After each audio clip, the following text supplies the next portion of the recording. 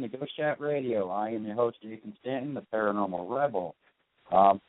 We got a great show for you tonight. Sadly, Jody Smith, the diva, will not be attending this afternoon because she's got some family issues, which is all right. So, I told her I should take care of your mom, so hopefully she's okay, and I'm pretty sure she's doing all right. But, again, I did wind up getting a filling co-host for tonight.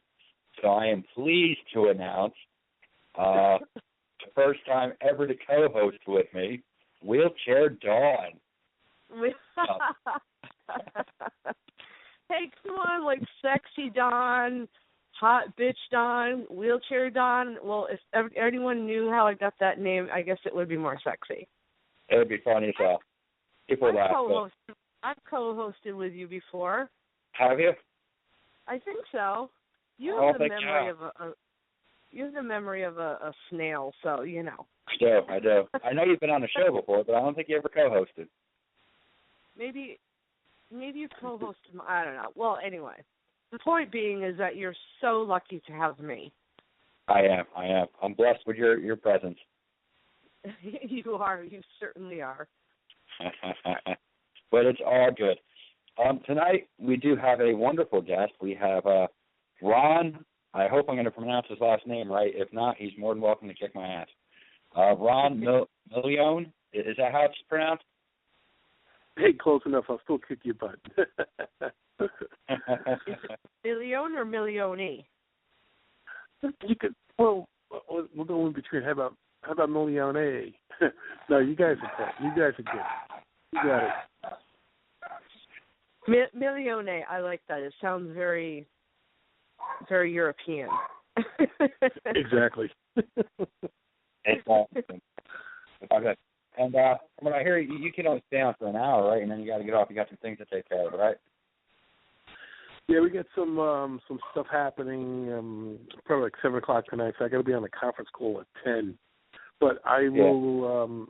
I could definitely come back and do another full 2 hours. No problem. Again, we'll make the best of it. It's all good. We'll make the best of it either way. So we'll just skip the paranormal news for the night, and we'll get right into it, I guess. I think that sounds like a plan. What do you think, Don? No, Ron, my question for you is, well, I'm Dawn, by the way. Yes, so it's nice to meet you. She's Wheelchair Dawn. Wheelchair Dawn. Now, where are you from? I was reading a little bit about you. You sound like you're from New York, maybe? Yeah, born and raised actually in the Big Apple. So in New York City, been here from the output of birth to the present day.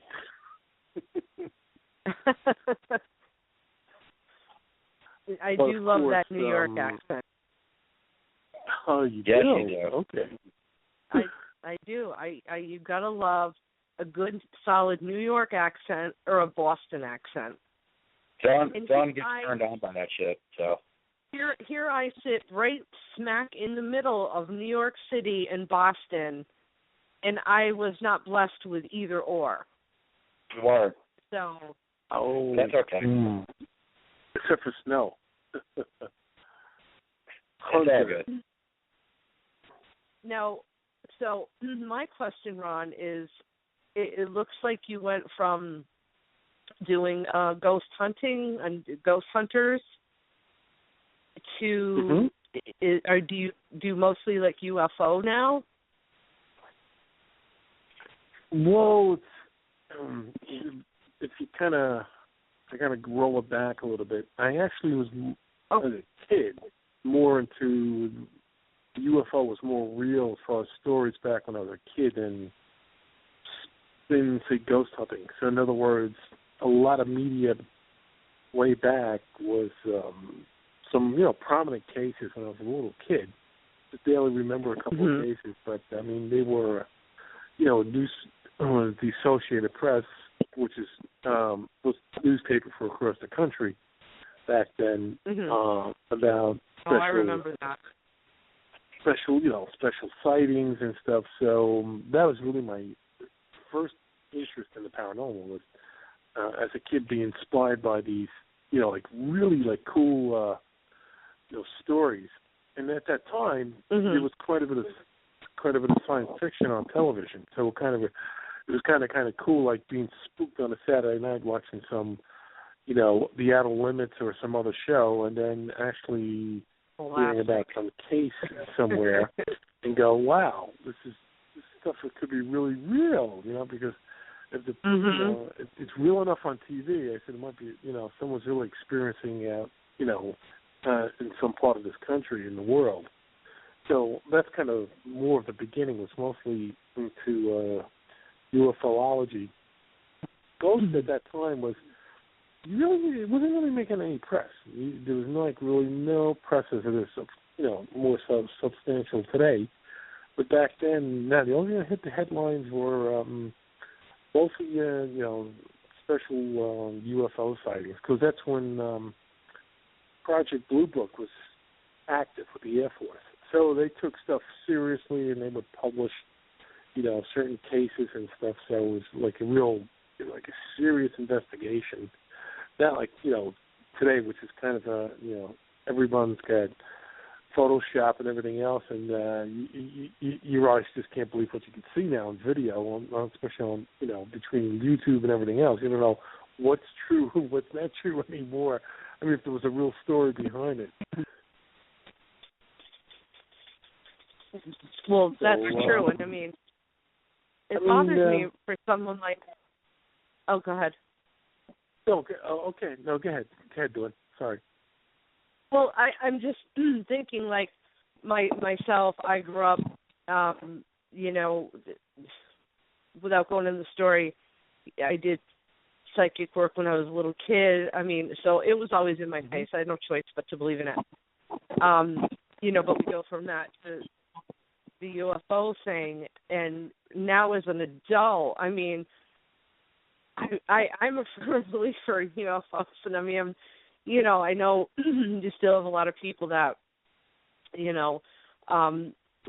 don't want to believe in it, but people have like really ruined it. All this, as you said, all the photoshopping and all the YouTube stuff. It's really like CGI. Kind of, all the CGI. Yep, exactly. It's just kind of made a mockery out of it and it's just hard for, when you're really, really interested and you really believe in that. And then when you're, you're trying to tell people and deal with them, they take it more of as a joke. Yeah, if you look at it this way, if you take all the modern tools away, such as smartphones and everything else, at your fingertips, and you go back to more classic, type of basic technology, where basically you just had television and radio, and you had, basic cameras, Polaroid, let's say, and 8mm, that it's a lot more hard to fabricate or make up, really, eye candy stuff that looks really good, impressive, of what today's stuff. But back then, you really can't. It's much harder challenge because you don't have the tools, to do the artificial creation behind the scenes. So the stories back then are a lot more believable because it's much harder. There was limited tool sets. So basically, I mean, the only computer around was like, an old tape system that was worth, $30-40 million that only the government would use. You lucky people just had basic black and white TV, never mind color television back then. And, you're lucky to get maybe one camera per neighborhood. So, mostly it was eyewitness accounts and sketching. People would sketch what they would see, and then under, interrogation, their stories would be, really, really, believable. So, I mean, there's some really great stories in the, in the 50s and the 60s that, first of all, there was there's no means to make any monetary gains because there is no, you can't disseminate data that quickly like you do today. You know, you can't. There's nothing viral back then. There's no means of transmitting this stuff viral. You'd only could go to a local newspaper if they pick up that story, and by the time that thing gets around the neighborhood, then eventually to another state, it could be a couple days later. You know, it could be a week later when some local paper in California picks up the story. So what I'm saying is, people back then, there's no monetary gain by fabricating or creating something, and they didn't want to go through the trouble. So you might have a couple cases. Of course, they're like, oh, you know, this was man-made, but some of the people and some of the pilots back then, I mean, you know, the stories are, you know, you take it food for thought here, and you go, you know, there is some substance to what they saw, what they observed, and, you know, what they recorded, you know, and what documentation they wrote down. There was as much as detail as possible.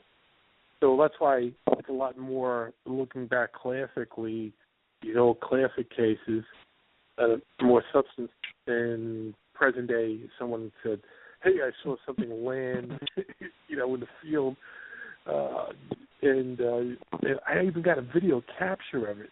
We would never even say in a hurry, oh, yeah, let's go really analyze it. Like, yeah, okay, when I get around to it, we'll take a look at that. Sounds like a good board show, you know, for a weekend or something. Yeah. So, you know, you got to kind of look at it that way, because, I mean, people just ask, well, look at all the stuff we got today. What can we prove or disprove? We get so much technology. Then you kind of go, well, that's a good question. That comes not as prominent as it was back then. Like what changed in the last 30, 40 years that we're not being highly visited as we were back in the 50s and 60s and late 40s, you know. Then I could say, well, I think back then, the aliens, they're pretty smart and they know about smartphones and all that, so they're trying to avoid you today as they did years ago, because you can't capture them, you know, with any handheld device. Right. You know, it's kind of a conversation piece right here, but. Do you have any favorite governmental conspiracies involving aliens?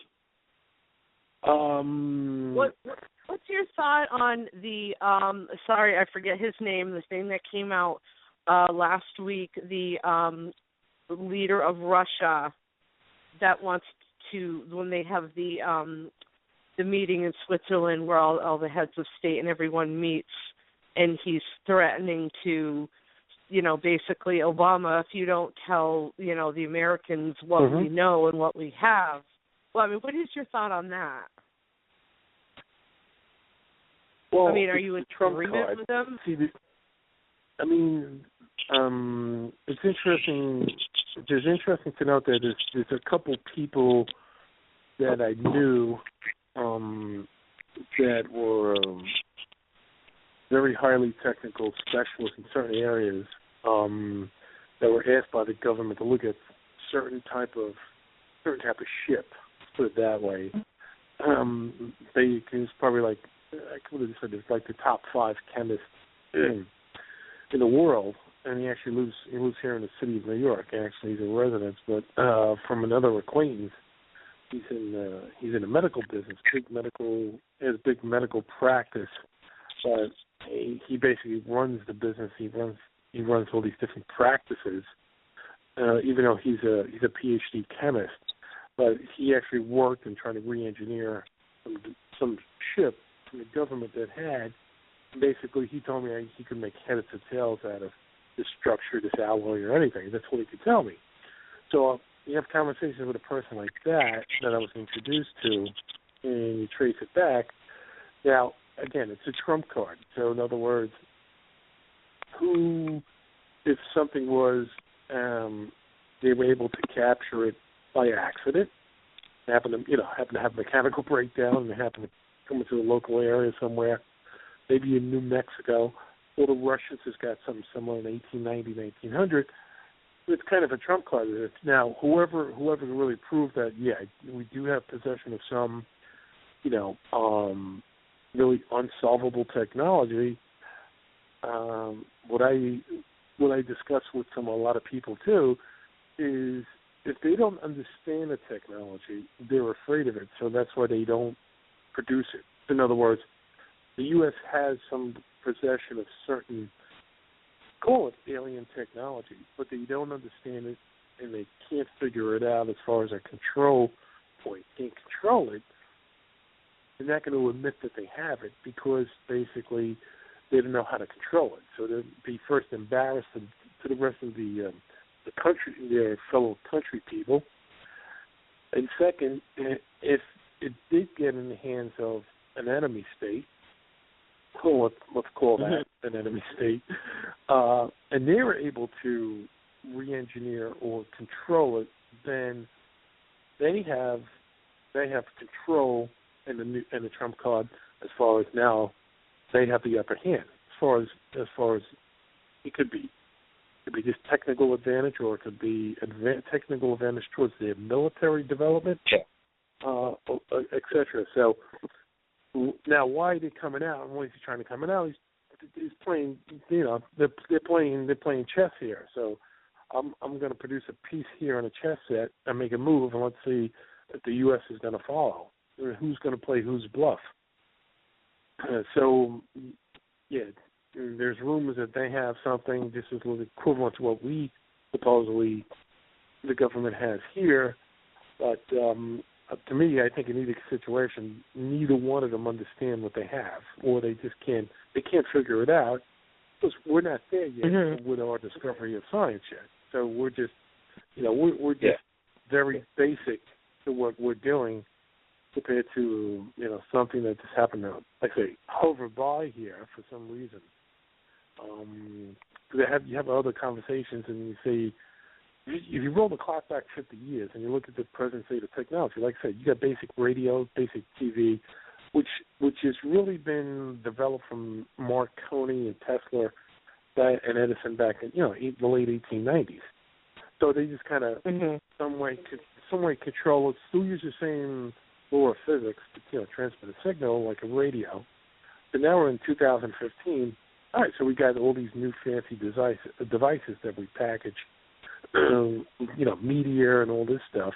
But it's not that it's only not that much of a major advantage in technology compared to how many hundreds of thousands of years we've been on this planet as a different species of Homo sapiens and stuff, going back before that. So in other words, if we were kind of progressing 500,000 years ago, we should be maybe at the era that this maybe alien technology that we have at the same level. You guys follow what I'm saying? In other words, we should maybe be understand what they're doing, but since we're just really in the last 75 years came out of the stone age for 75 years ago. If you think about it, I mean, you go back 50 years or you go back 75 years. I mean, there was stuff that we had back then wasn't mind breaking, or it wasn't it wasn't so incredible. It was just it was limited what we could do. We could still do limitations of today. We're still running around with cars with, that's still running combustion engines, and still runs on this rubber material or tire, that they did back in the 50s, the 60s, the 40s, the 30s. So you see what I'm saying? I said we're still in a very slow pace here. Now, if they do have such let's call it a technology piece in the country, and again, they don't understand what to do with it, that's a problem. That's what I would be too.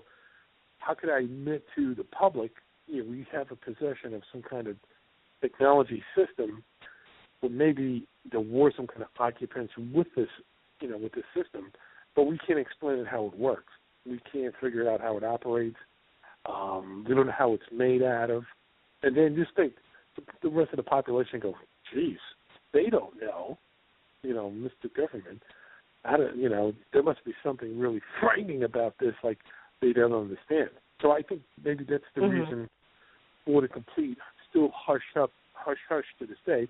Not because people are naive and, well, we don't know what a UFO is, but I just think if we don't understand what it is, and we can't, it makes sense for them not to publicize it until they could get some kind of handle on it. Right, that's true. I didn't realize that, so that does make sense. Yeah. I just assumed it was they're just trying not to basically freak out the public, but right. I mean, again, that makes more sense. That's right. It does, because the first thing you look up to the government. See, the government, because I do a lot of defense stuff too for the government. They usually work about 20 years in the future. So in other words, some of the technology they're using today is really 20 years advanced as far as on some of them, some of this stuff. I'll give you an example. I have a couple of, but I call them duds. But when I was working for a third major defense contract, now there's only not even a handful of the big ones. You have Raytheon, you have Lockheed Martin, you have BAE Systems, right? You have Boeing. So I work for BAE, for example. So if you just Google BAE Systems, there are not many other business but defense development, defense for the government. Now, of course, there's BAE, the UK, which is the parent major company, the mother company for Department of Ministry of their DOM. But over here, for example, I'll give you. Now, this is Eternals is classified by kind of the product set. In other words, if you kind of want to look at this product set, that's kind of almost like a marketing flyer is available on the net, so which means it's available for the public. So here's a product called Wolfpack. It's called Wolfpack. What you do is, what these devices are, they drop out of a plane, and they're basically almost like just picture a hockey puck, regular NFL hockey puck, and you stack about 7 of them, and it's about the size of this one Wolfpack. Now, what it's got into it, it's basically got built-in GPS. It's got a built-in acoustic sensor system, and it has we call a WiMAX. In other words, not Wi-Fi, WiMAX chipset, which basically could really transmit a good 5 miles, no problem as far as a signal. But now all this stuff is this high-speed data and encryption. Now, what the purpose of this thing is, you could deploy about 7 or 10 of them in one we call one cluster, with one little area of, I would say the middle of some kind of countryside somewhere where it's like no man's land. And they could basically they come down, they come off an aircraft, and actually there is a small parachute that slows them down. But the footprint about it is, it looks like a bird on radar. It doesn't even look like anything of interest on a radar. So you got some surveillance radar, we call secondary radar. It doesn't pick it up. There's some kind of, wait a minute, what's this object floating down? Like a balloon or something. So what they do is when they hit the ground, whatever, they basically they kind of self-adjust to be in a perfect position. So they're kind of like, well, what happens if it falls upside down? It kind of aligns itself where basically it tilts itself up again. What's the purpose of these devices? They could pick up and sense movement and what type of equipment is being moved. Like, for example, like a campaign of vehicles, such as convoy. To be a military convoy. So, for example, this would be that perfect application where ISIS is on the move. So you drop these things around in Iraq, and you can actually, besides our UAVs, high-power reconnaissance up there, you scatter these things around, and they're really hard to find, too. They're not like they stand out. They kind of camouflage into the part of the contour of the earth, depending on where you're going to plant these things. Some of them are sandstone color and stuff. They blend in with the terrain, depending on what you're going to do with it. Now, these are what I'm not trying to push this product, but this product was packed. Basically, it's a self-sensing network, acoustical analysis type of system to figure out what kind of footprint of some whatever vehicles are running around, and it sends this data back, and this data gets decrypted, and then it can figure out what type of machinery is floating around there, without any presence, without any, from about 1,000 miles away. It gets the data far enough where you get some low orbiting little satellites that pick up these pings and the data from these devices. Like I said, it uses WiMAX, and it uses some of the UAVs swing by and pick that data up, from the lower level. And this is what the government has as far as technology toys. Now, so you can see something like that. There's a lot of R&D behind, a lot of money behind it. I'm talking, couple more than a few $1 million. But this is something that blows people's minds, right? Can you imagine that? So a lot of their stuff, like I say, they're usually 20 years in advance. Now, similar, they got some other stuff that called like the grasshopper that could shoot up into a cave and look in it and actually look through the rock structure with special infrared systems. There's something that they could look underwater called hyperspectral imaging, which could actually go below the surface and actually track submerged submarine from the sky. So it's I mean, and then you got like 125 megapixel cameras on some of these pods in the planes. They could take some about high definition. Oh my God, images. So if you take the alien technology, that's this thing 1,000 times fold than that, in 1,000 years ahead, and then you can see how the government doesn't know what to do with it because they can't understand it. And we imagine our confidence in the government, that we lost confidence, that these guys can't figure it out, and they have, the greatest, they have the greatest technology that, especially when they do demonstrations like air shows and stuff. What the hell, how are we going to defend ourselves if this thing gets out of control? Right. Right? Wow. Now, can you just imagine? So that's the whole thing, because people say, well, why won't they say it? Why won't they release it? What's the problem? We're not ignorant. We know what's going on. So it'd be nice to know we have a neighbor nearby. Yeah. The problem is we just don't understand what the neighbor is. And that's the frightening part about it. So suppose the neighbor, suppose this device transmits out and says, okay, it's calling its distant cousins to come visit now. And all of a sudden, we're in an attack mode. I mean, just think about it. You could imagine like that? Who knows? But it's just, you got to kind of, you kind of have to look at the whole picture and go, all right, so what's the reason? There's another guy. Right, another bunch of people. Yeah, I was looking at it as a more simpler reason, but again, not knowing everything that you just schooled me on, I, obviously would have had no idea anyway, but that's really, really interesting. Definitely gives me a different view of it now. It is. How do you think respond if the government were to let the information out about aliens, so forth and so on? How do you think the general people would respond to that? Like I say, some people might have a real problem. Like I say, if you think the government's a shield for you, in other words, they're here to protect the homeland of, let's say the United States. And all of a sudden now you feel that they have no control, they don't understand this. Now there's no shield, there's no protection anymore.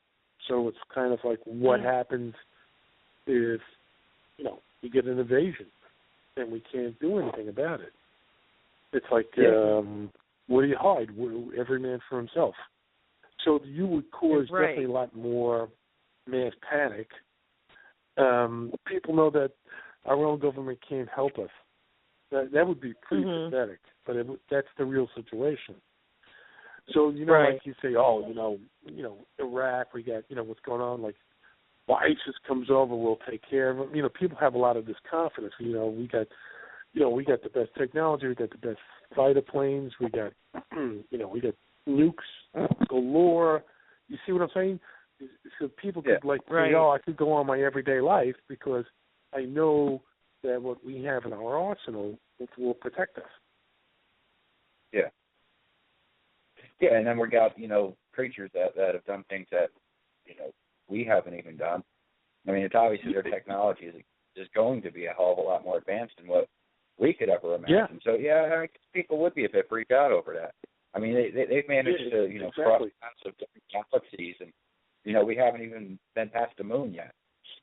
So, I mean, that is kind of scary if you think about it. I mean, what kind of weapons do they have? I mean, sure, we have things that can destroy this planet. Absolutely. Perfectly fine.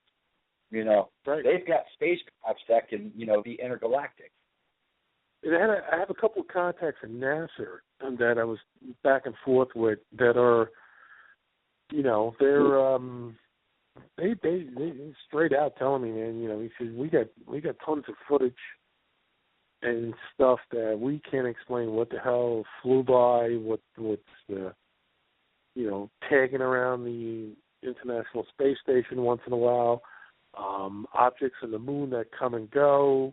They're telling me straight out, man. They said, we'll know immediately if there's, if it's an asteroid, micrometeorite burst, anything like that. But he says these are devices that are strictly navigational control. All of a sudden they're there. They come down and they take off. And he says, it ain't any of our call it infrastructure like the planet Earth. It's not coming from China, Japan, or the Soviet Union. So where is it coming from? It's not Canada, and we're definitely not sending anything up. So where's it coming from?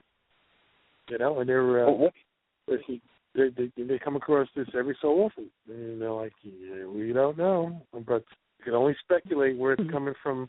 Some intelligence out there somewhere. Well, what do you think is the main purpose of why aliens would, want to come and visit our planet? What was that? I'm sorry. What do you think the main purpose of aliens coming to visit our planet? That question is a great question, because that question also goes back to a classic case to this day. To me, it's probably one of the top 5 cases of classic cases. Remember, there was a case in 1961, and I actually did a lot of research and actually spoke to the living, the niece, and this was the Betty and Barney Hill incident in New Hampshire. Oh, love that. So, what's that? What was that? I love that case. I mean, I remember from growing up, as a little girl, and with that was what first got me interested in that. So that's a great case. I actually, her name is Kathy Martin. She wrote her and Stan Friedman wrote a book together. They got together and became partners, and they wrote a book called Captured. Now, that's really based on the original book that was done by John G. Fuller, called The Interrupted Journey. Now, the Interrupted Journey book was really exact interrogation and interviewing with Betty and Barney Hill by the author that came out with that book. Mm-hmm. Now, to answer your question, Dan, why would they want to come and visit it? It's a good question. Is I just think that maybe that particular species, they're basically, or more what I call them monospecies. So basically, they all feel, think, and react the same. So in other words, if you had a population of, say, 100,000 of these things, there's no independent individualism between one to the other. So I think if one thinks, the other one thinks the same. So in other words, they all kind of think they all feel the same feeling, and they all think the same way. So there's no independence. I think maybe they're interested in this planet is because it's a nice to visit because it's definitely it's got its attractions, if it could take its atmosphere, type of atmosphere. There's nothing the other thing is flying around space saying, I'd like to go check out the Grand Canyon. Yeah.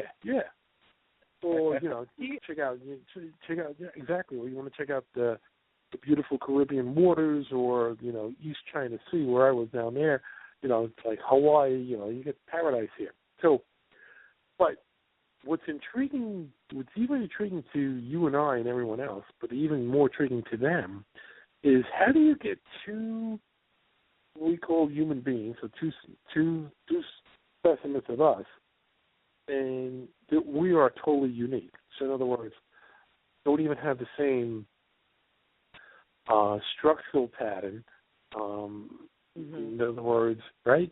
Every single detail of you take these two human beings are totally different. So they don't think the same. They don't react. They might react similar to a certain event, like maybe a laughter or maybe a crying event. But basically, there are two independent species. That's what I say. So these aliens probably say, "Geez, this planet's loaded with these, with these individual specimens here, but no two are alike. There are totally how many different combinations of faces? Let's say they call that a face too, are totally different. So that's what maybe intrigues them to go investigate and go, what makes up these individual specimens that are unique from one to the other? They can't imagine how that could be done. Mhm. That's a good theory. I hope for the sake of our planet that theory is correct. I do, because there's the other theory that suggests that maybe they're exploring our planet for the same reason why we're trying to explore other planets. Our resources are getting limited.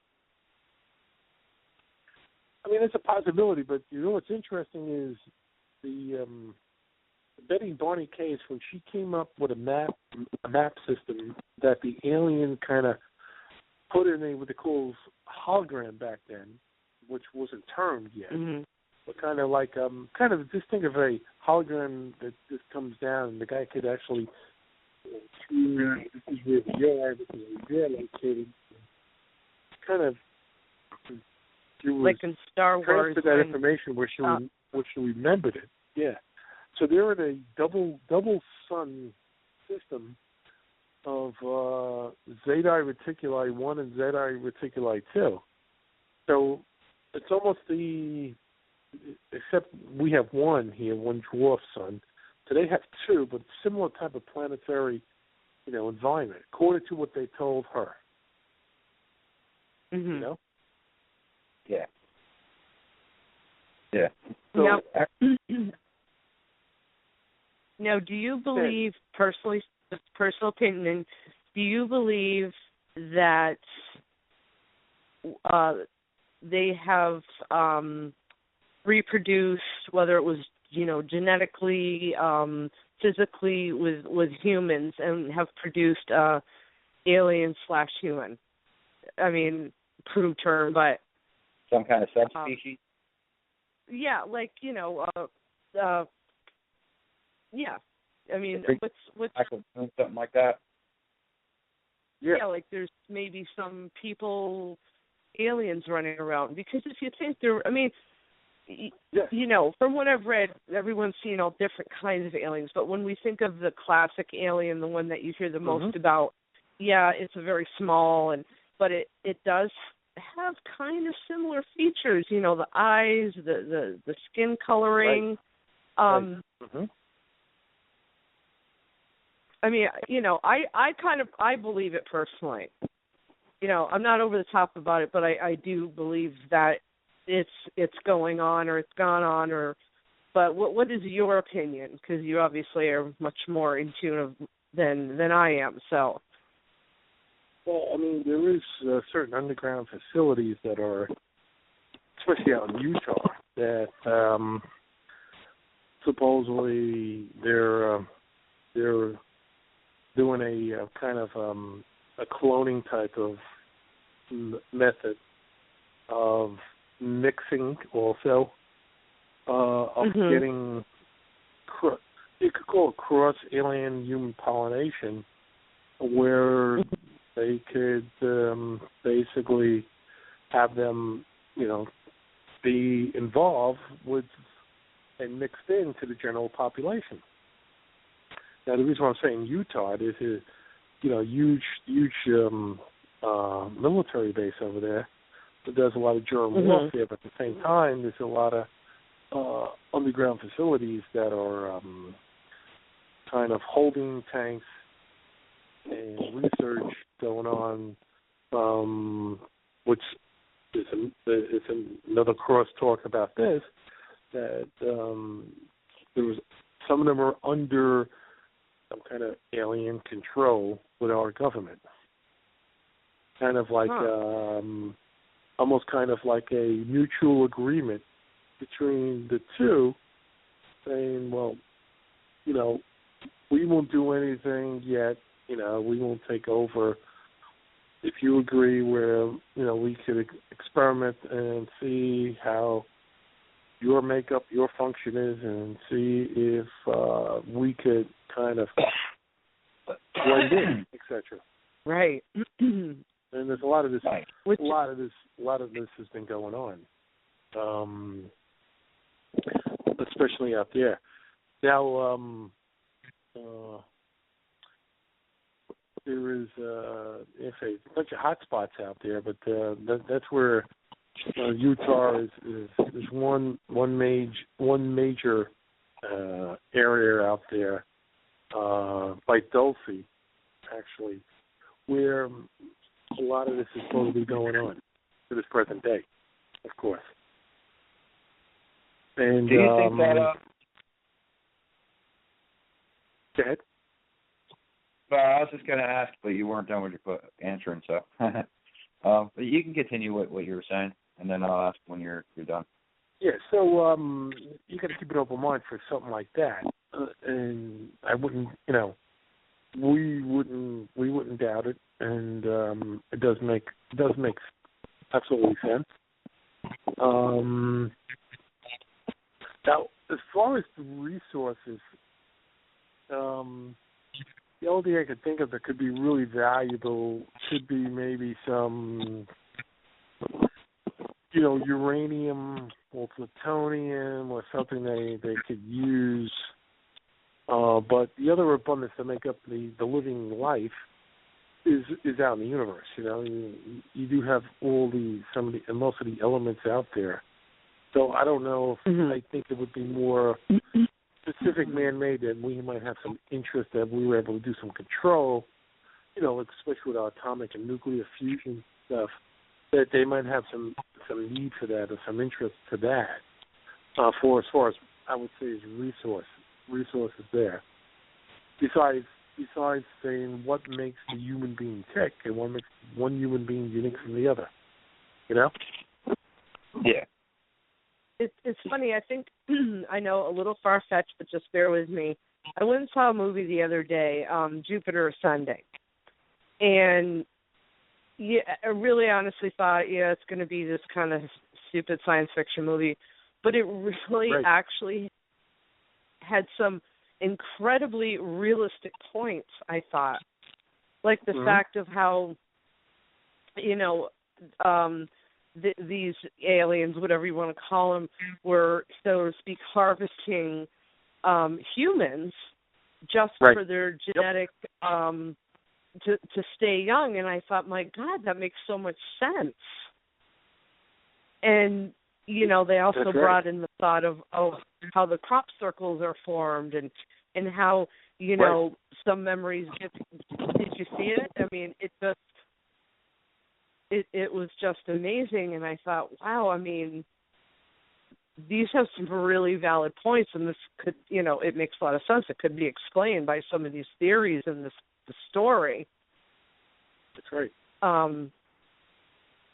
But especially about the thing that struck me again was like the the genetic harvesting, using our genes and our life source to keep them young and to keep them going on forever and ever. We're, that being the most precious thing to them, that was like their main resource. And I just thought that was like, I thought it was just really great.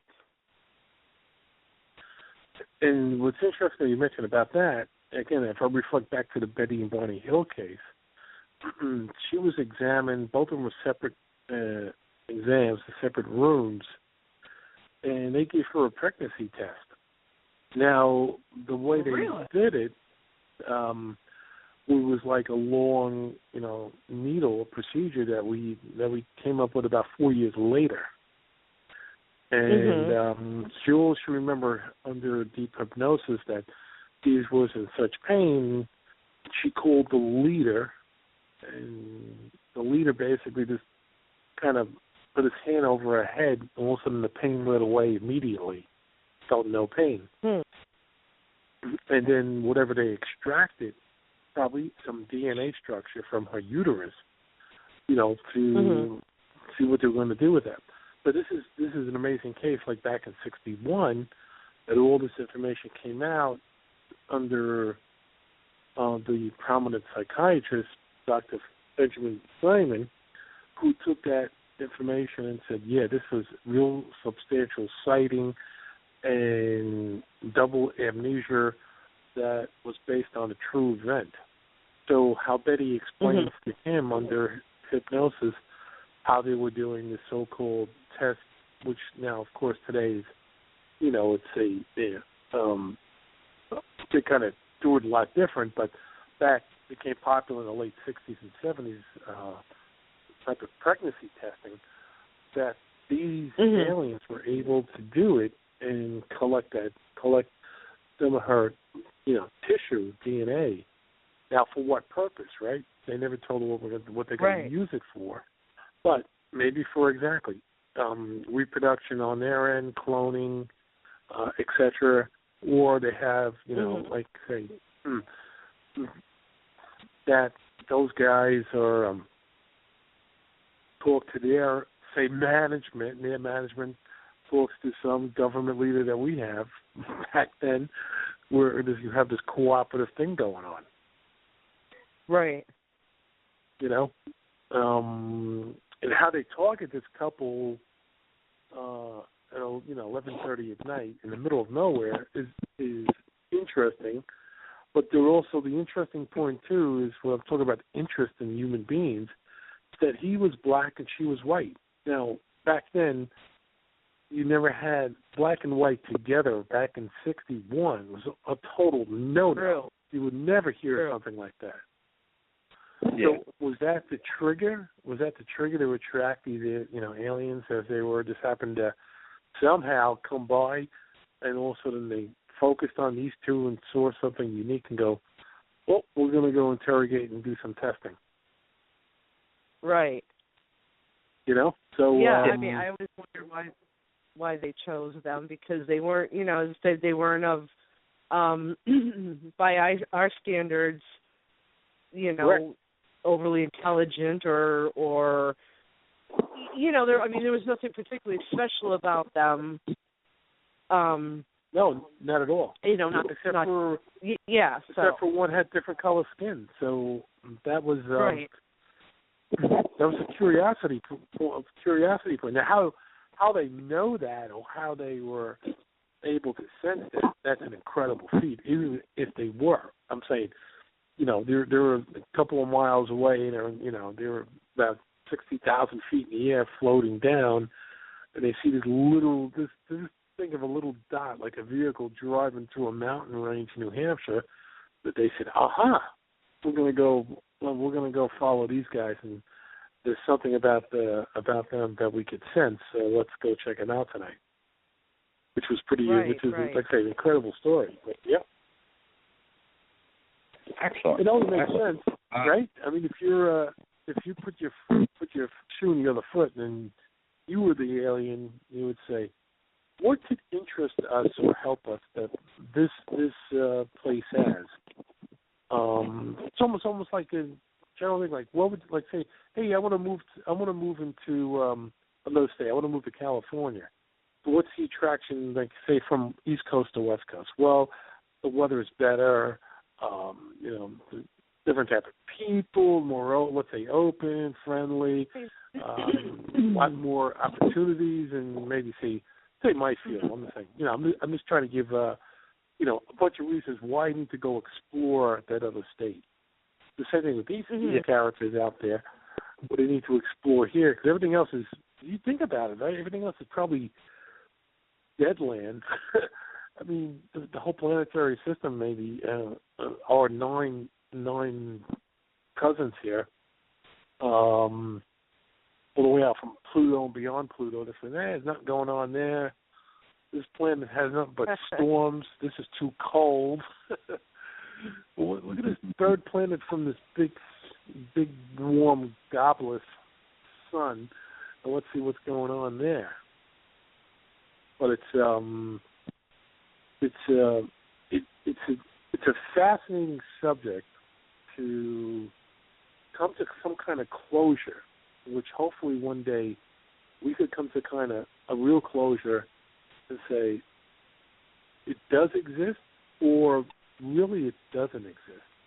Now, it would be great to really have the yard saying it does exist, because it would be really cool to know that, there is some other civilization, and maybe hope that there is more other civilizations beyond them, so to know what this whole storyline is. In other words, what's the reason why you and I, and Dan, we're like, why are we here on this planet? What's our purpose?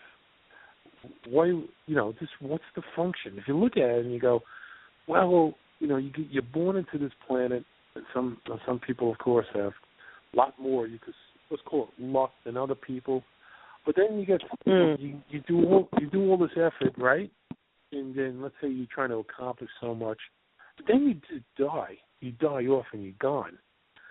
So what's it all for? So in other words, I worked 7 years and saved $5 million and divided for and the people argue, well, you got to provide for your siblings.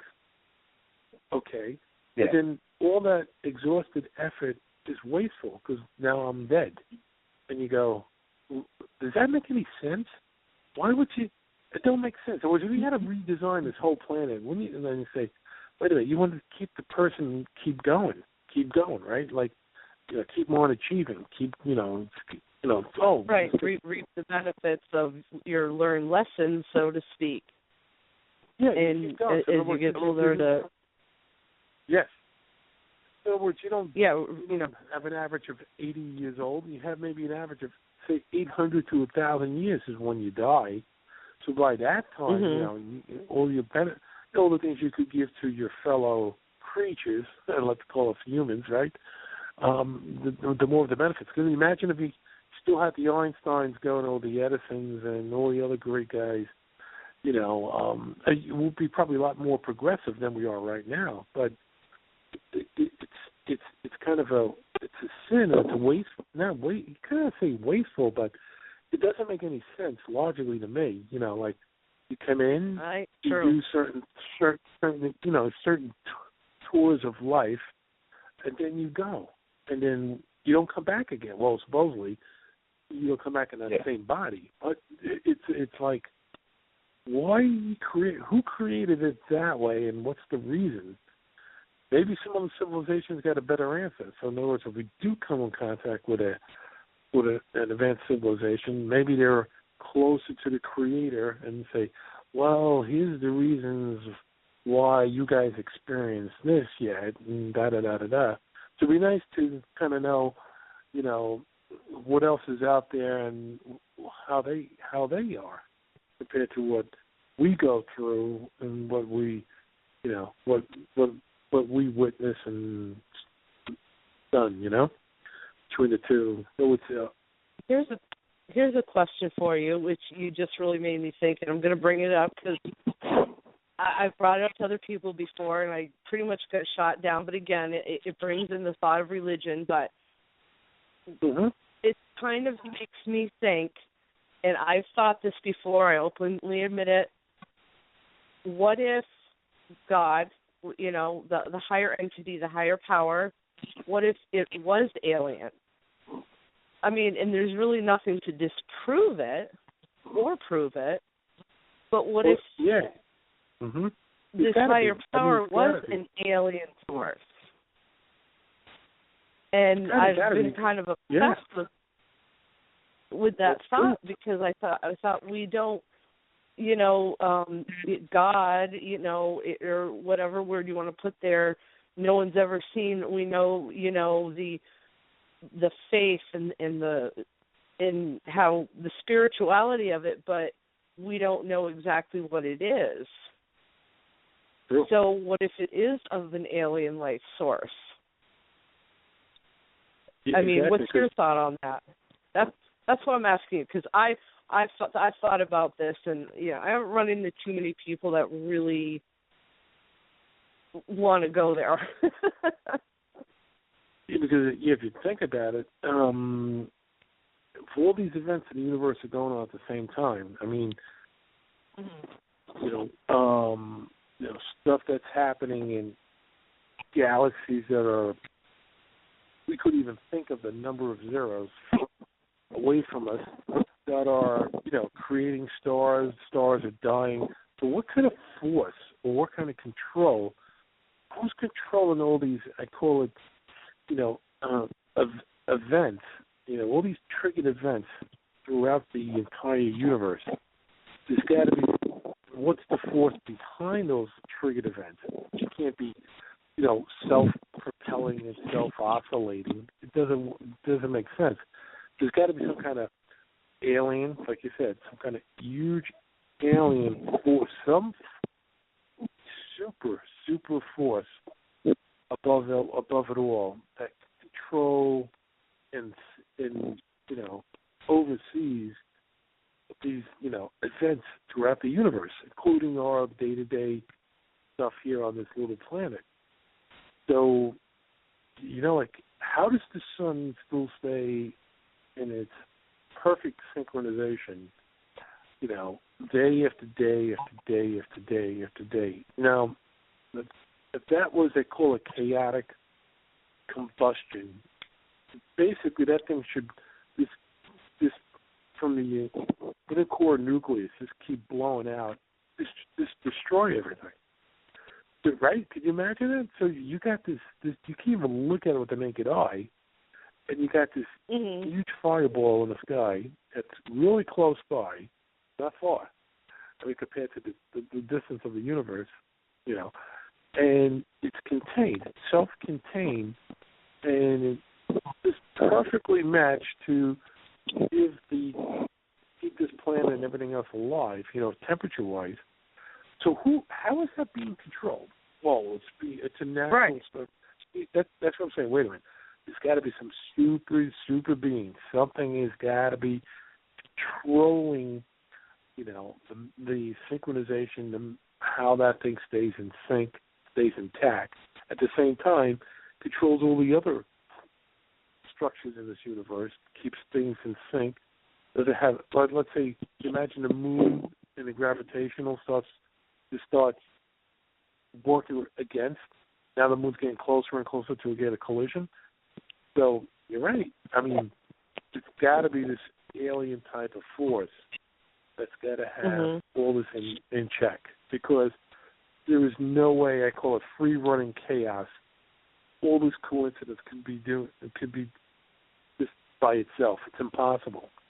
There's no way I would believe the sun is running controllably by just a matter of what we call mathematical chaos that just burns and burns with no probability of an implosion. Right? It's impossible. It's got to be there's something controlling it.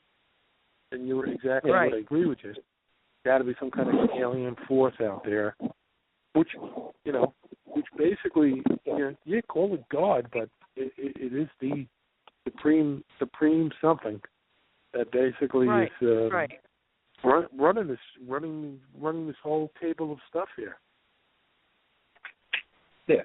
I know you said you had to get off at, you can only be on an hour, so Yep. I want to make sure you sure. get all your information out and where people can contact you, what other kind of things you're getting involved with, and so forth and so on.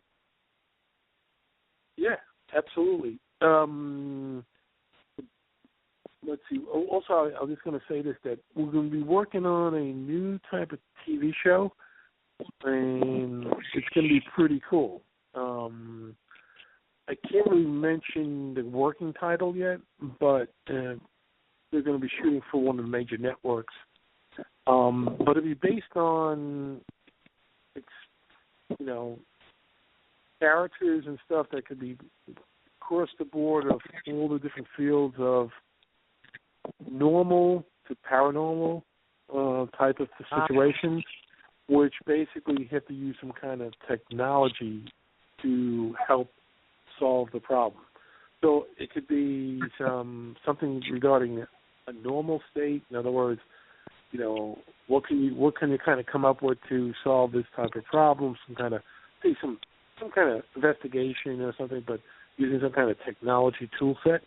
And then you come across a case that it's a paranormal situation, maybe something cryptozoology related, could be ghost related, could be UFO related. So in other words, kind of like what's something new tool set that you could come up with that we could really trying to gather real data and information, trying to close the case. That's what they want. That's what the show's going to be based on. What methods and tools you could come up with that could kind of prove or disprove that this situation exists, or close it, like a CSI is paranormal, something like that. Oh, that's fantastic. So that's the works. Going to be get involved with that, and I keep you guys posted on it. Goes to the NDA, non-disclosure agreements and stuff. They don't want to release the working title yet until everything is legally done, approved and stuff. But it's definitely it's really the way I look at it. If I love some of the searching for Bigfoot shows and stuff, but it's funny. It's even the traditional ghost hunter show is like, you guys, you need to retool, or you need to there's got to be some more action, interaction, something going on.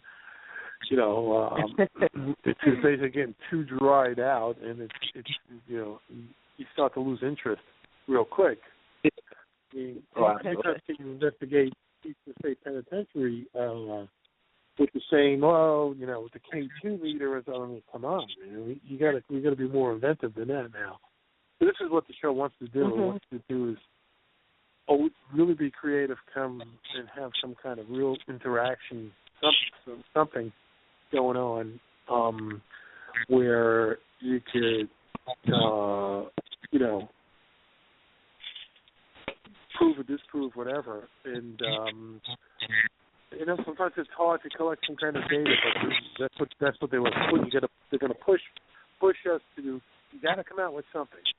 Okay, you said this person talks from this gravestone or something. You got to come up with something to prove or disprove that you can get that data. So it's going to be real challenging, but it should be a lot of fun. Oh, it definitely sounds like a blast. Sounds like a blast, and I wish you the best with that project. Thanks, man. Appreciate it. Thanks. So yeah, you could send me a simple email. I'll give you one of my straight forward emails where they could contact me. Maybe any questions, or they want to share some ideas, or they even get some cases and stuff, or heard of cases. But they're all great out there. They're all, like I say, every single I call it the sciences are fantastic as far as intriguing. Everything from Mothman to everything else. It's just an incredible amount of discovery and exploration yet to solve. People are, not everyone is crazy out there, and people have legitimate, legitimate observations and experiences, and you need professionals and people like yourself and people to help these other people out. But not everyone's crazy out there. They're not all schizophrenic. It's just basically there's some truth to some of this substance out there. I think there's a little element that's out there. It's just over time, I mean, things tend to get blown out of proportion. And that's where the problem is coming. It's not that it's not real. It's just the story has been changed so much over the course of time that you got to try to figure out what is real and what is not real. Correct. So, it's been a pleasure having you on. And on that note, Danny, why don't we cut the break and we will greet this young fellow off. Sounds great, and then I'll come back for the full 2 hours on another venture, and we'll go into some. The Caring Coaching Center is a proud sponsor of DTM Wicked Radio Network. What would it mean to you to have better health, more energy, more vitality, and an all-around better life? At the Caring Coaching Center, our mission is to be your partner in helping you reach your health, fitness, and lifestyle goals. We do this through a dynamic 6-month program that helps our clients reach their goals and their full potential. And it all starts with a free, no obligation, 50-minute health history consultation. Rolling Hills Asylum. Located in East Bethany, New York, just minutes between two major airports, Rolling Hills Asylum is a hotbed of paranormal activity. They have been featured on Travel Channel's Ghost Adventures, Paranormal Challenge, as well as Sci-Fi Channel's Ghost Hunters. Rolling Hills Asylum has been named the #2 most haunted location in the United States by HauntedNorthAmerica.com. The property was established on January 1st, 1827, as the county poor farm. Throughout the years, it has operated as a poor farm, infirmary, orphanage, tuberculosis hospital, nursing home, and more. Past residents and inmates consist of widows, orphans, physically disabled, mentally unstable, murderers, and more. Over 1,700 bodies are buried in unmarked graves, and hundreds more deaths went undocumented.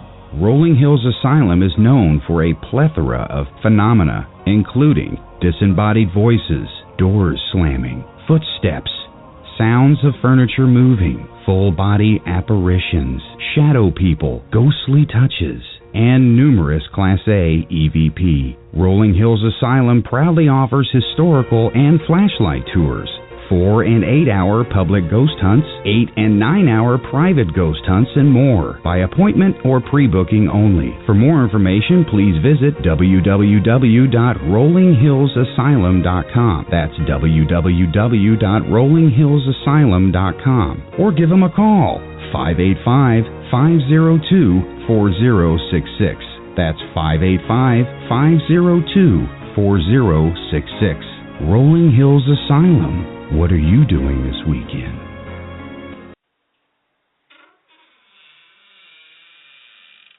Hello? Hello? Who's there? Whoa! Water!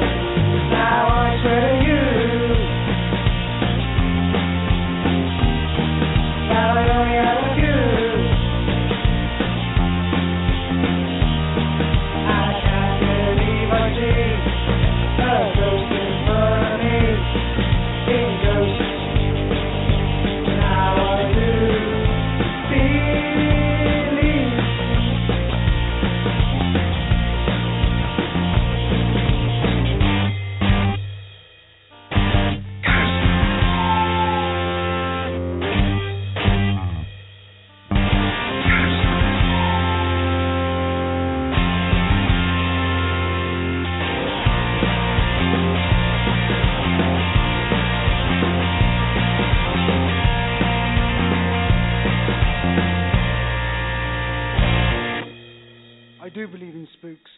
I do believe in spooks. The Caring Coaching Center is a proud sponsor of DTM Wicked Radio Network. What would it mean to you to have better health, more energy, more vitality, and an all-around better life? At the Caring Coaching Center, our mission is to be your partner in helping you reach your health, fitness, and lifestyle goals. We do this through a dynamic 6-month program that helps our clients reach their goals and their full potential. And it all starts with a free, no obligation, 50-minute health history consultation. Just visit us. We now rejoin a typical paranormal investigation, already in progress. Welcome back, friends, to hour number 6 of our one-room colonial farmhouse investigation. We have a new group joining us, so let's get right to it. Sir, would you like to ask a question? If there's someone here with us, can you please give us a sign of your presence? Very good, very good. And you, young lady, I see you have some dowsing rods there. Can you cross these for yes and separate them for no? Well done. And you there in the generic black shirt group t-shirt, is there something that you'd like to know? Yeah. How was them pull-up chicks in the sack? Tired of the same old boring paranormal shows? Then come join the party. Paranormal After Party chronicles the exploits of the generic black shirt group, a team of paranormal investigators that uncover the serious and sometimes lighter sides of the paranormal. The evidence is real, and the rest is real fun. Find them on the web at www.paranormalafterparty.tv. Don't stop living just 'cause you're dead.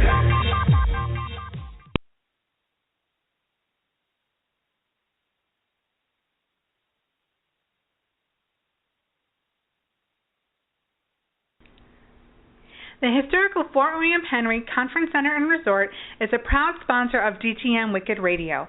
If you're looking for a relaxing getaway, the historical Fort William Henry Resort and Conference Center is your destination. Come enjoy the beautiful mountains, the gorgeous lake, and everything Lake George has to offer in upstate New York, right off the Adirondack Mountains. For reservations, you can go to www.fortwilliamhenry.com or call 1-800-234-0267. The Fort William Henry Resort and Conference Center is your destination for the perfect getaway. We now rejoin a typical paranormal investigation, already in progress. Welcome back, friends, to hour number 6 of our one-room colonial farmhouse investigation. We have a new group joining us, so let's get right to it. Sir, would you like to ask a question? If there's someone here with us, can you please give us a sign of your presence? Very good, very good. And you, young lady, I see you have some dowsing rods there. Can you cross these for yes and separate them for no? Well done. And you there in the generic black shirt group t-shirt, is there something that you'd like to know? Yeah. How was them pull-up chicks in the sack? Tired of the same old boring paranormal shows? Then come join the party. You are back. Sup, everyone. Welcome back to Ghost Chat Radio. I am your host, the Paranormal Rebel, Jason Stanton. And tonight, Jody had some family issues that she had to take care of. And I told her I should take the night off, Jody, go take care of that, and keep me posted and let me know that everything is okay, because that's important. Love you, Jody. I hope you're doing good. I'm sure she is. But I did find my fill-in. As I said, I always try to find fill-ins, which is, the lovely and talented Wheelchair Dawn. Everybody I know has some kind of weird nickname. Yes, and it's a good reason. I'm not a skank that's sitting in a wheelchair pushing themselves around. Just how to throw that out there. You are.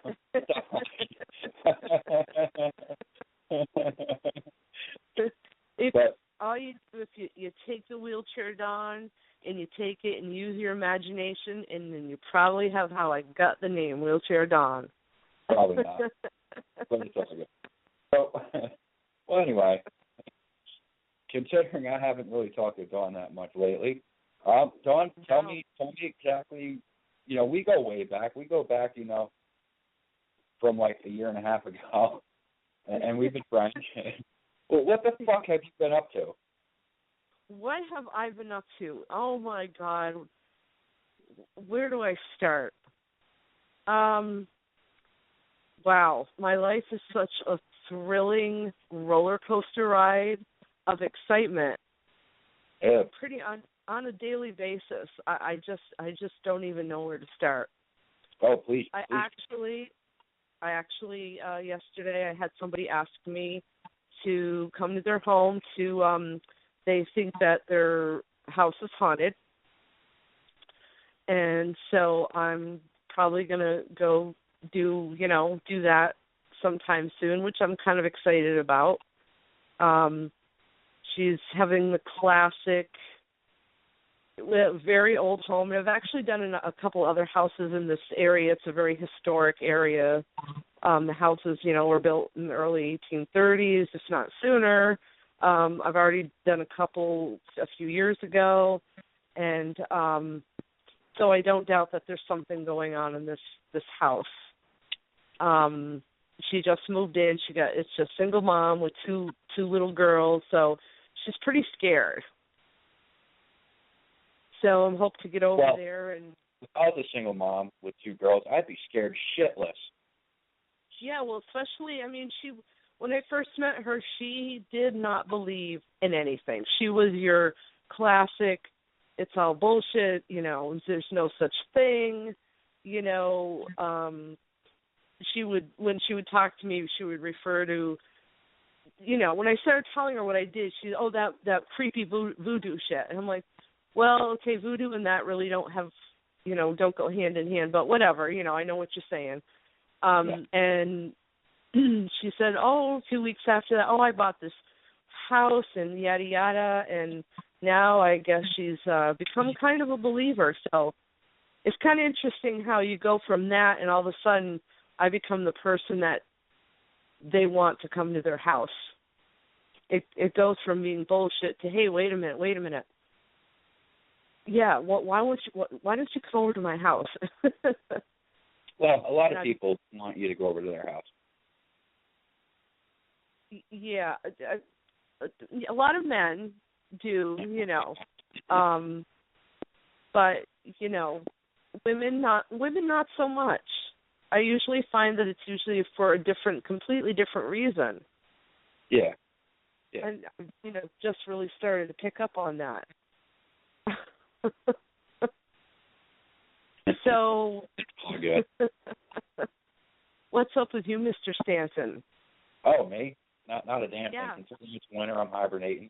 I'm trying to lay low, and pretty much all that's it. Have any projects going on? I know you can't talk details, but anything? Do I have anything in the meeting right now? No. Give us tidbits of anything. No, I don't have anything going on right now. I've got my PR, the wonderful and talented and beautiful woman, Renette Munich, which is also known as the Machine Gun, which is probably in the chat room right now and smacking her head. And I have to send out some love to Annette, and I want to take a moment to get really deep with you for a second. Okay. Oh, you don't want to get deep with me. I want to get deep for a second, or I want you to get deep with me. Are you gonna let me finish answering your question first? Yes. Okay. Go ahead. Anyway, she's working right now on getting some things ready for me for the spring and for summer and so forth and so on. And I've got my new book, Feeble Minds, that goes to Westward Village, will be available within the next month and a half. Awesome.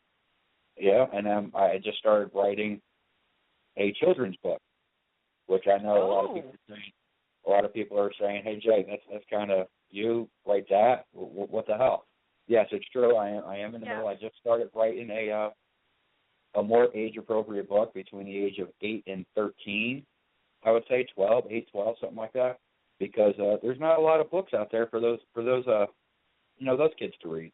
It's rather you watch Spot Run or you're reading 50 Shades of Grey, and I wanted to tap into that age limit and hopefully it can encourage those young minds to start reading and get into it. So that'll be interesting because I have a 9 and 11-year-old, and I think they would be really cool to see what their reaction is being in that exact age range. I think they would enjoy it. I think they're going to enjoy it. So I just got to cut out all the. I got to cut out all the sex parts. That's all. Well, but I think I see it as a learning tool for them because they're going to learn it anyway. So eventually, I'm just kidding.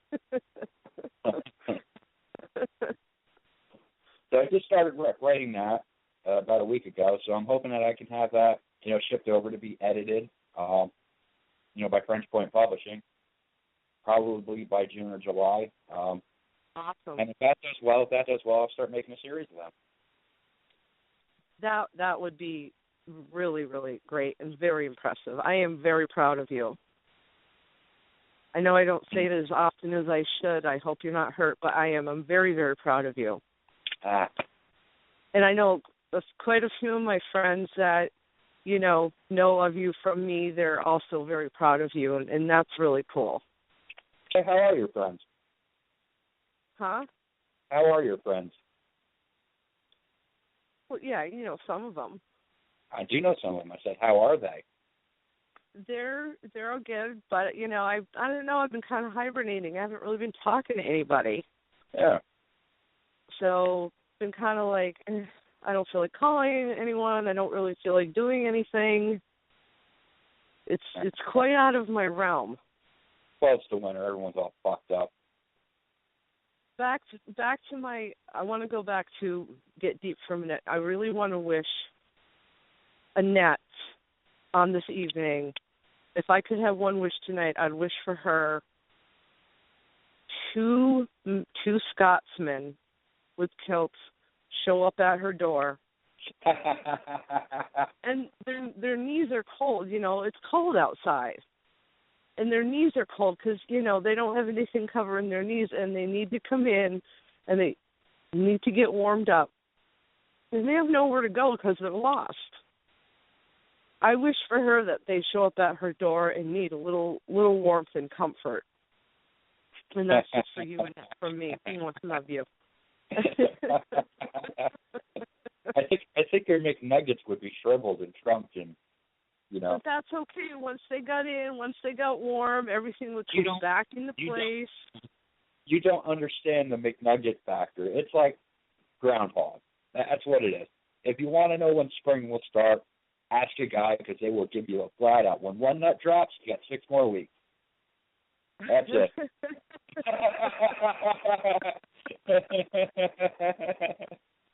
So you're trying to tell me that both puppies could shrivel up to anything when it's cold, and I get that. But when you go into a house and it was really warm and, there was an attractive lady there, and you have a nice conversation, you'll notice that the first thing a guy does in that situation is go into the bathroom. Why is that? Because they're trying to pull their fucking McNuggets out from inside of them to make it look like they have a bigger package. Okay. That I did not realize that. I have been schooled properly tonight. You have been. You've been schooled. Thank you, Professor Stanton. I think I might get an A on my next test. Uh-huh. It's 100% paranormal, I'm telling you. When in the cold, guys lose a part of their body and women point out more.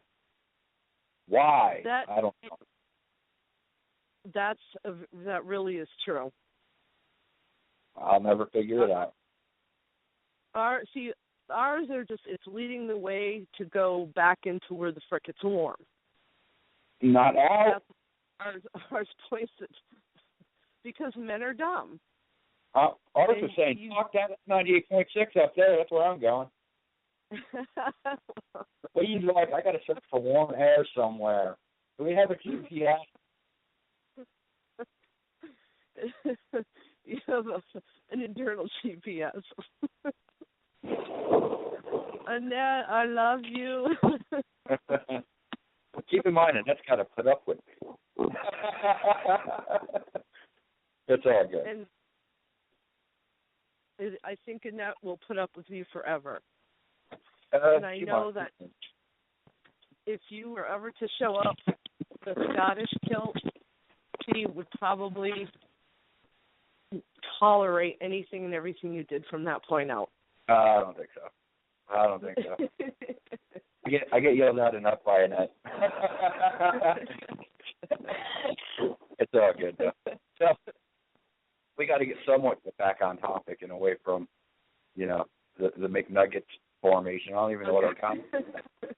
But so, do we have any, or do you have anything cases coming up or potential cases? I mean, right now, as I said, I've been concentrating more on writing, but I'm always out doing other things and trying to check out other people's houses as much as I can. So I'm not limited to what I say I'm doing. I'm always open to suggestions, and if anyone needs help or whatever, I'm always there for them.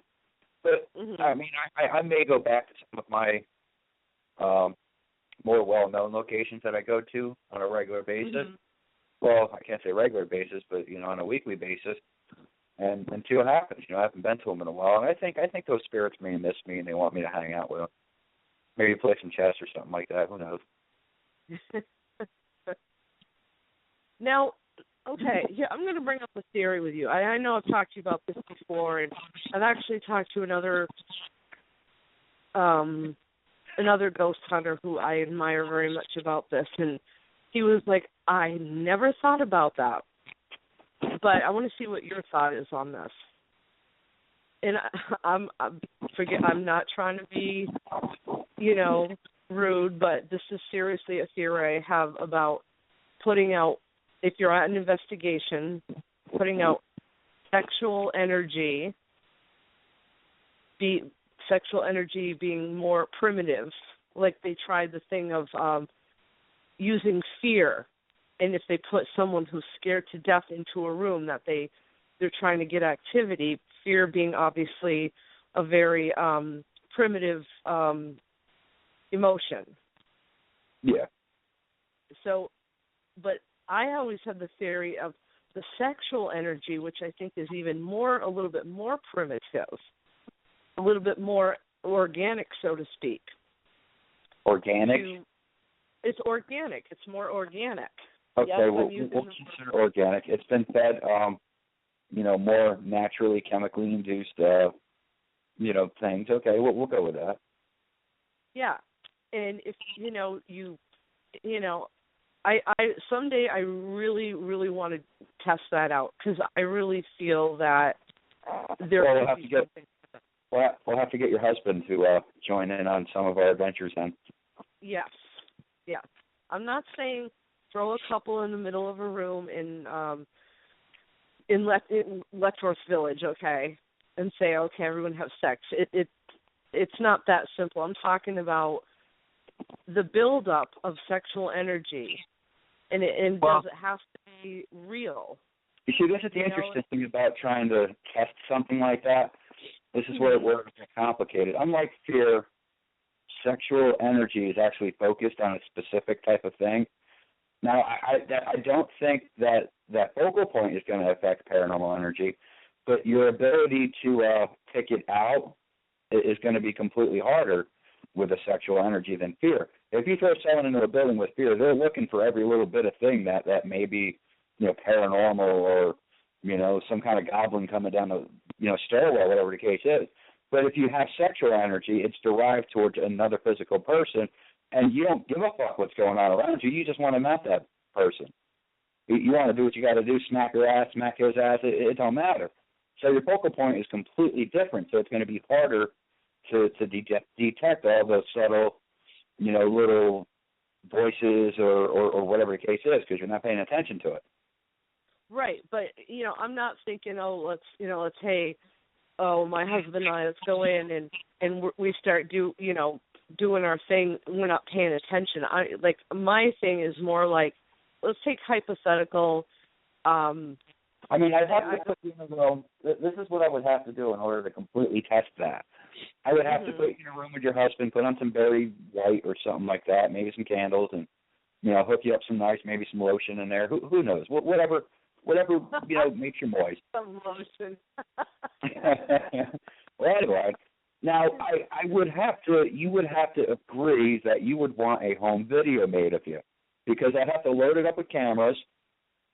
Put a bunch of recorders all the way around, and as well as K2 meters, on different points or static boxes or something, and let you get down and busy right there in the room while I videotape it and record it.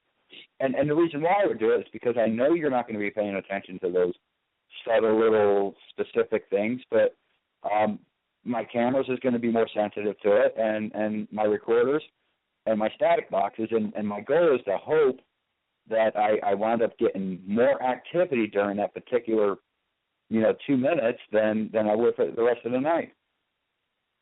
Well, you've added a few way more complicated things to my theory. Okay, in a simple form, there was a time, long time ago, okay, went to a place, I was starting to see this guy, and we all know that when you first start dating, you really have that more sexual chemistry between you, that. That's all it is. Yeah, when two people first start dating, that's all it is. It's 100%. Right. And that's what I'm good talking at time. about. You know what I mean? I'm not talking about Joe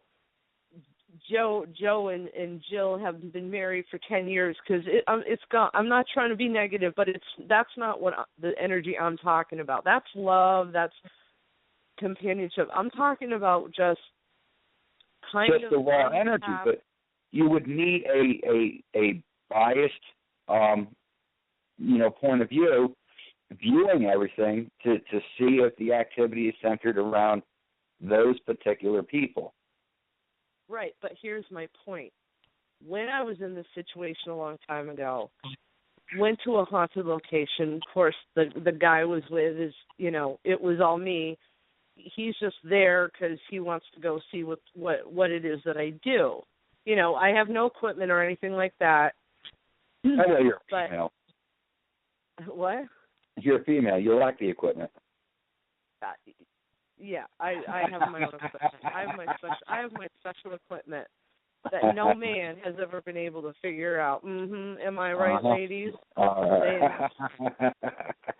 So anyway, my point being is we're there and, just looking around, doing our thing, but, you turn around for a minute and, like, when you look at that other person and you're, in your head or in your body, like, oh, my God, and you're feeling that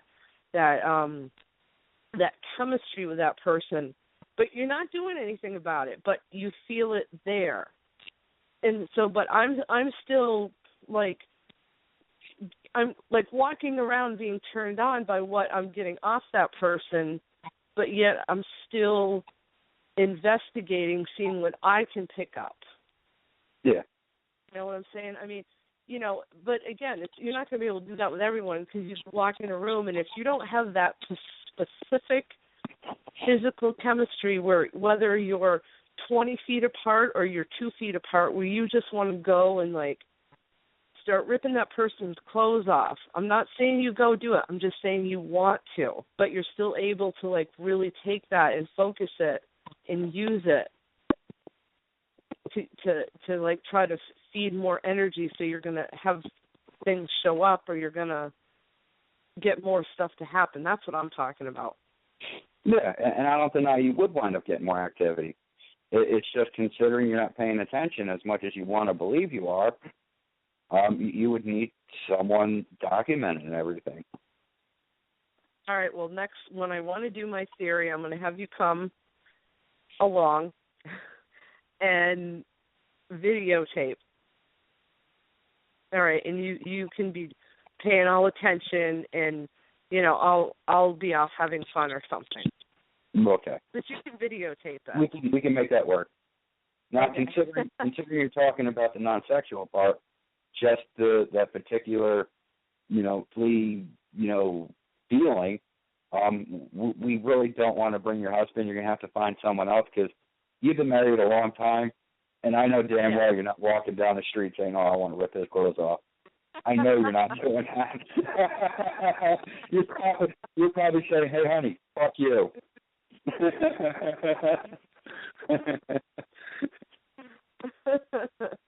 Well,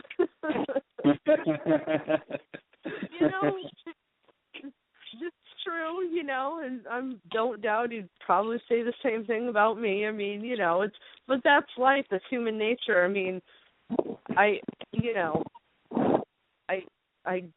don't know. Maybe I can't imagine being in a relationship of whether it's you're married or you just live together or whatever it is for a long period of time where you still have that organic sensation. I mean, doesn't happen. Have you ever experienced that? I mean, Well, I was married once, and I'm not married anymore, and that happened just once.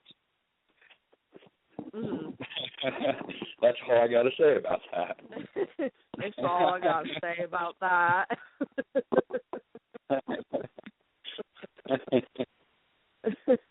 It's always good to quote Forrest Gump, right? That's right. That's all I got to say about that. It's all good. So, but you considering you're psychic and psychotic, it might be a little bit different for you. Well, that's true. I mean, I sometimes forget, like, I come from a different playing field than a lot of people, doing what I've done since I was a kid, so I view things so differently. Energy for me is so different that, I don't know, maybe this is just my view, but someday I'm going to do that test test my theory and see how it goes. You're welcome to be part of it, or, maybe I could just go myself, hire a bunch of really hot guys. Be like, all right, guys, we're just going to go in here, just do some ghost hunting. Okay, everyone take off their shirts because it's hot as hell in here. Yeah, you run that camera, you over there, you take off your shirt. Just, get a room full of horny women, room full of hot guys, and everyone start videotaping and do a ghost hunt. We'll see how that turns out. Yeah, I'd be the one videotaping because you don't want me to take my shirt off. Just the clothes there, it's like, yeah, buddy. Look at that Buddha. There's really a skeleton inside that Buddha. Somewhere in there may be a child. Who knows? I'll find out in the morning.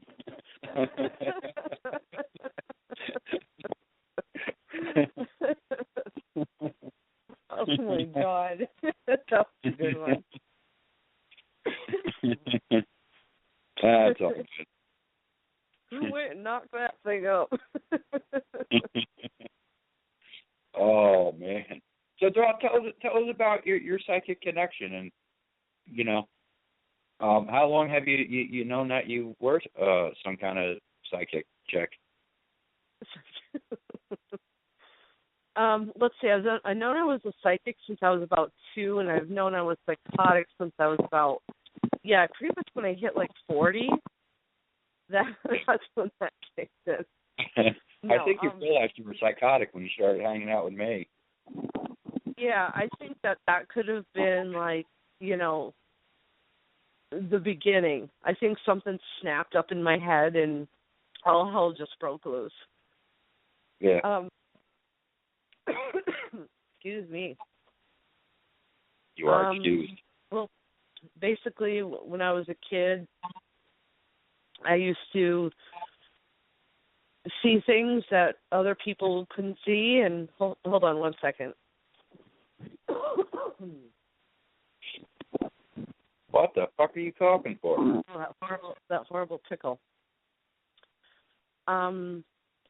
see things other people couldn't see, and I'd say stuff to my parents, and I'd say, oh, that lady over there just said this, and this, and maybe, what lady? And, really it was your classic epitome of the kid that's talking to dead people that other people don't see, and completely freaked out my father because there was no such thing. Really had a hard time growing up. I was really ostracized by the other kids because, now I look back and I go, all right, well, I can kind of see where they thought I was strange. Yeah, well, you are strange. Although I did grow up to be quite a beautiful woman who, if they see me now, they wish they looked half as good at my age. You're still strange. Yeah, well, that is true. But I embrace it. I embrace it.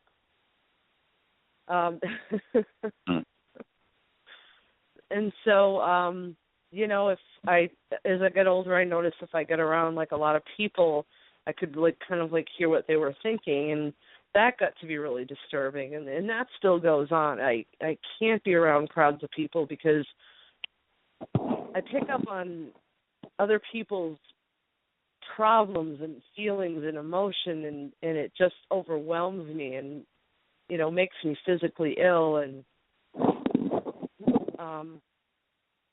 sometimes I can meet someone, and if I feel that they're going to handle it, I might say, so and so. And I had one client, and husband had passed away, and her husband was standing behind her, and I said, do you know, he told me his name, and she said, yeah, that's my husband. He died 5 years ago. And I said, well, he's here, and thank God she was open-minded to it. And I just told her messages that he was telling me, and she left there that day, and she was like, this is the first time I feel like I can go on with my life, because he kind of gave her permission through me, and my God, it was like, okay, this is why this is a good thing. Yeah. And a lot of times it's not, because a lot of times people just don't get it, and it's not something I can really go around talking to too many people about. Yeah. You can handle it pretty good, whether you believe me or not, but you've seen me at work, so I don't know, what's your thought?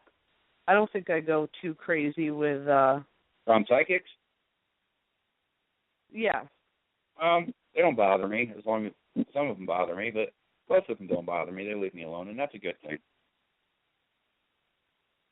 But in all honesty, I mean, well, I know you might be slightly afraid to answer this because you might have your testicles removed, but if you had to, just from what you know about me, I mean, you've seen me at work a little bit, not a ton, but a little bit.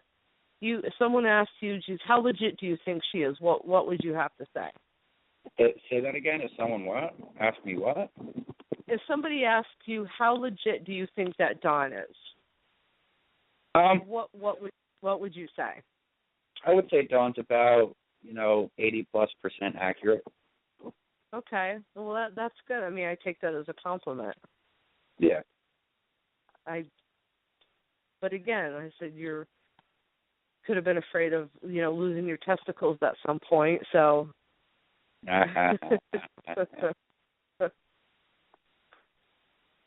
No, I'm not afraid of that.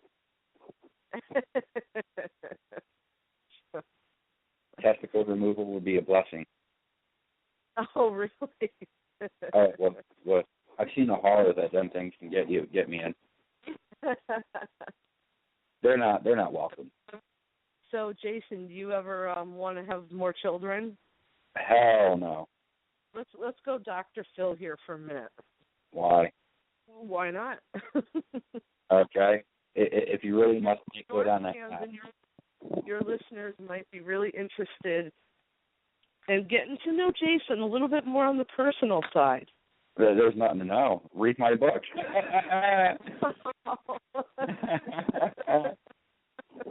Good answer. Can't get no more personal than that. Well, can you tell me a little bit about your second book? I know it's centered around Letchworth, which I'm dying to go there. I'll take you there one day. My second book, it's about Letchworth Village. It was on Ghost Adventures at one time, but I was there way before Ghost Adventures was there. Years before they were there. So right. I know that building inside and out. I can literally walk around that building now without a flashlight and be perfectly fine and comfortable. I grew quite fond of that place. It's a home away from home, I guess you can say. Needless to say, I will flat out tell you, if you can go on the property, but if you enter the buildings, you will get a ticket. You will get fined. I will say that. Daytime? What? Even in the daytime? Yeah, even in the daytime. You're not really supposed to be in the buildings. You can go on the property and walk around and do what you got to do because it's state land, it's a state park. But the buildings are off limits. You're not supposed to go in the building. Everybody does it, though. So, well, if you go in the buildings, you go on your own risk. That's all I got to say. I can go into the group of everybody does. I want to go into that group. Well, anyway, I've been in there many, many times, as I said, way before Ghost Adventures was there and so forth and so on. And it's a very depressing atmosphere altogether.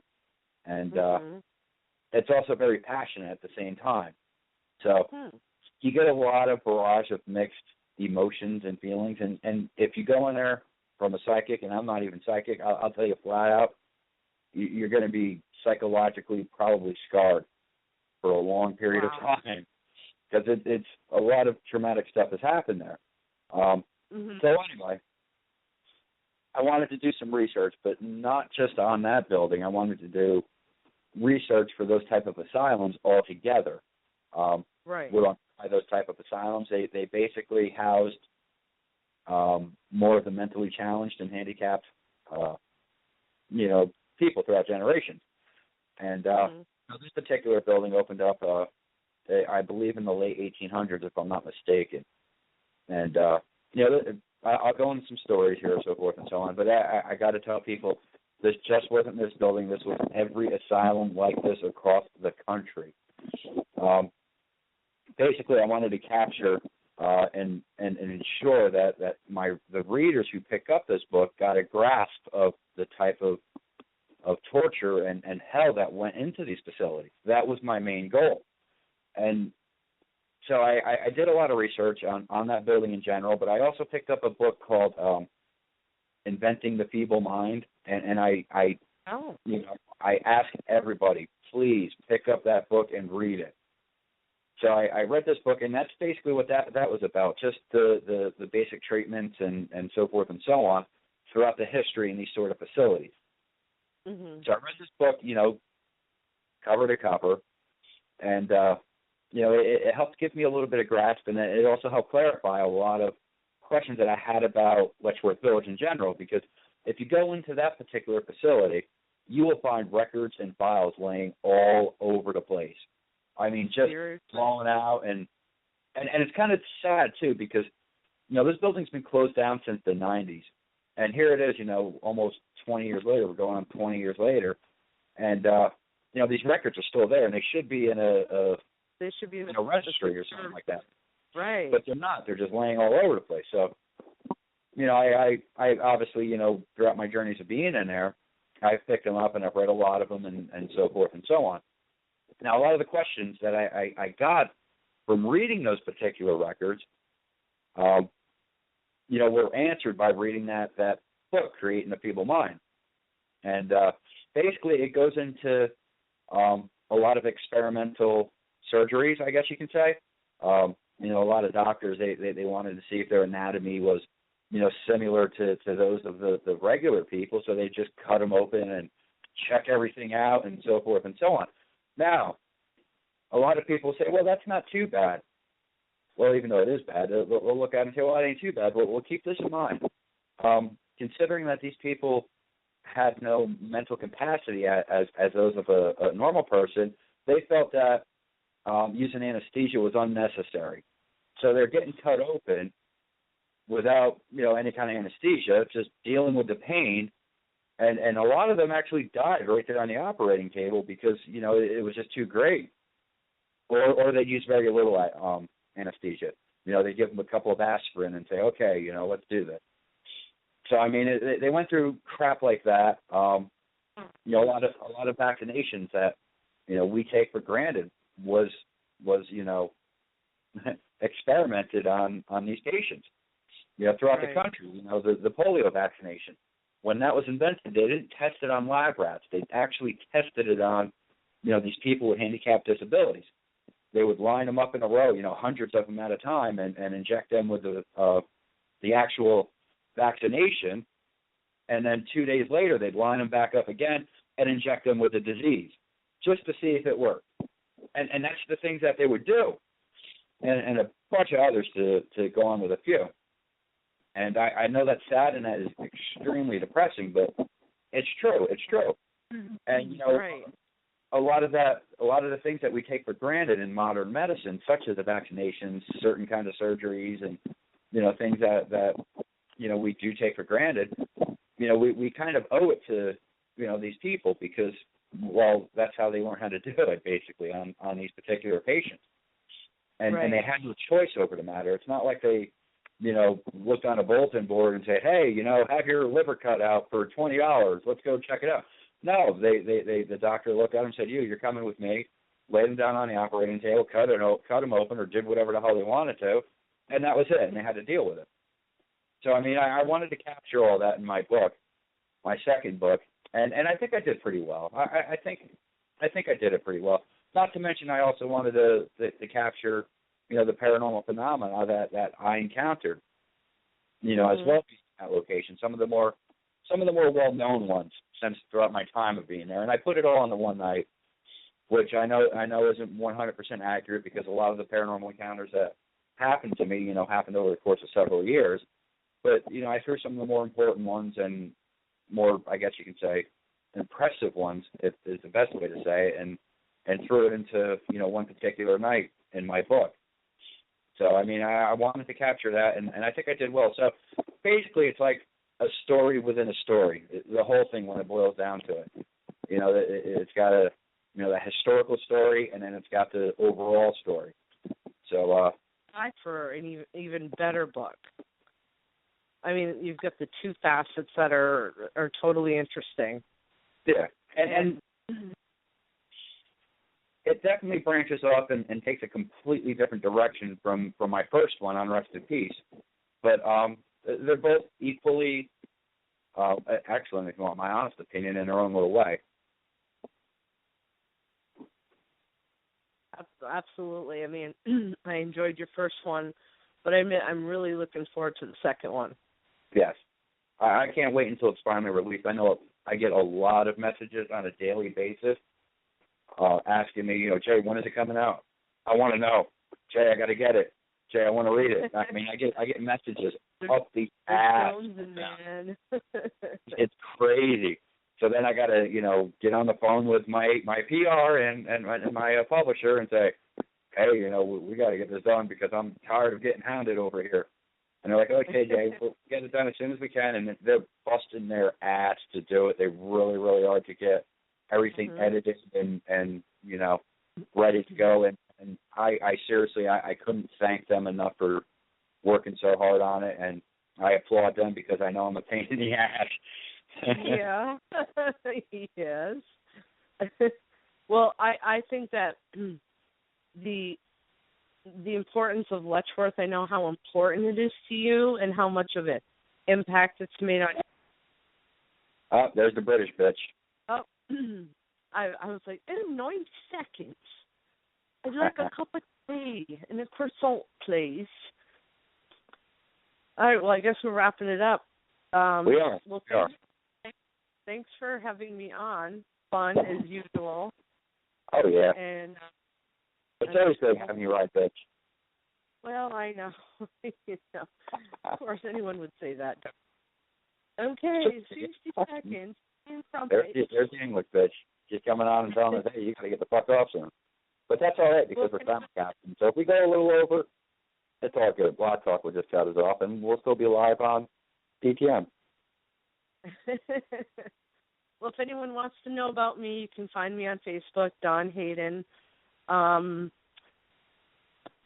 Basically, I don't Twitter, I don't twatter, I don't, any of that. LinkedIn, I mean, I can't even, to me, simple is better, What happened to the conversation? I don't know. But then that's how you can find me, and thank you for having me on, and look forward to chatting with you again soon. Okay, ta-ta. Hail to the Queen. It was a pleasure having you on, Dawn. And check Dawn Hayden out on, like I said, Facebook. And you can always go to the Ghost Chat Radio fan page, everyone on Facebook, and look me up, Jason Stanton, and go to www.authorjasonstanton.com and check out my blogs there. And, you can look Jason Stanton up on Facebook in general. Just message me if you want. And, we can go from there and have a blast. I'm always up for suggestions. Dawn knows that. She'll tell you. Oh, yeah. Yeah, you're always open for suggestions. Yeah. Hip, hip, cheerio, love. All right. Until next week, everyone. Hopefully Jody will be back. But until next week, I will check you out later. Ciao, Bella. Later.